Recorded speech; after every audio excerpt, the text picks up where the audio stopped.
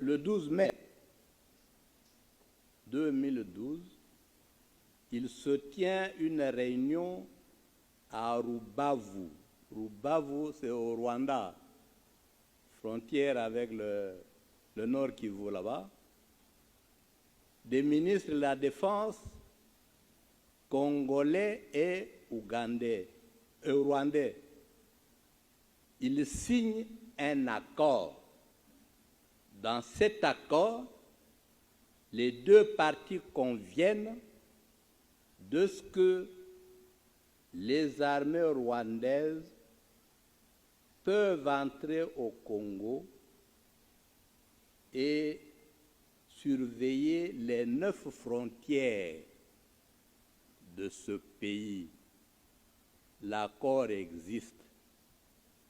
Nous en avons des copies.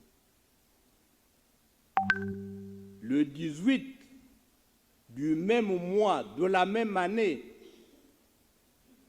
le ministre congolais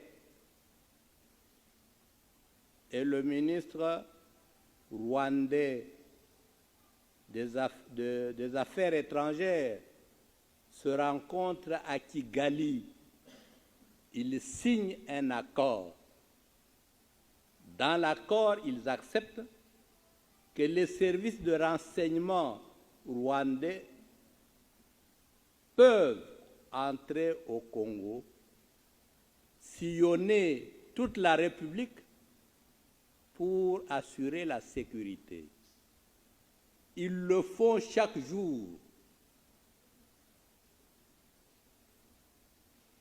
Nous avons accepté, pendant que nous dormons, les autres circulent,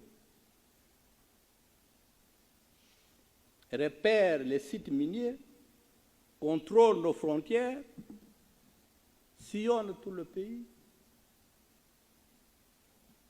Enfin, c'est-à-dire pour l'exposer, parce que les données, nous en avons à revendre.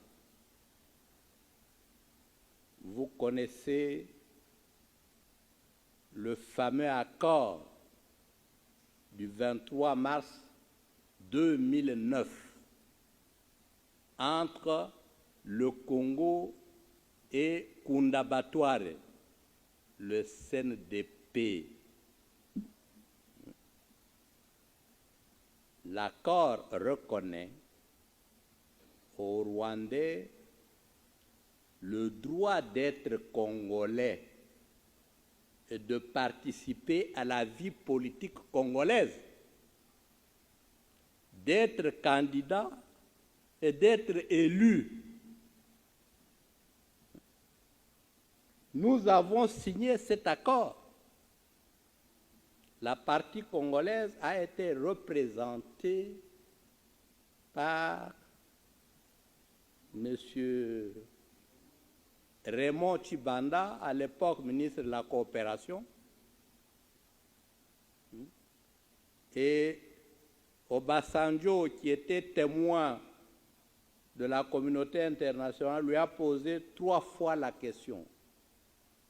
Est-ce que vous acceptez de signer un tel accord? Il dit oui, 3 fois. Obasanjo a réagi, votre pays aura des problèmes.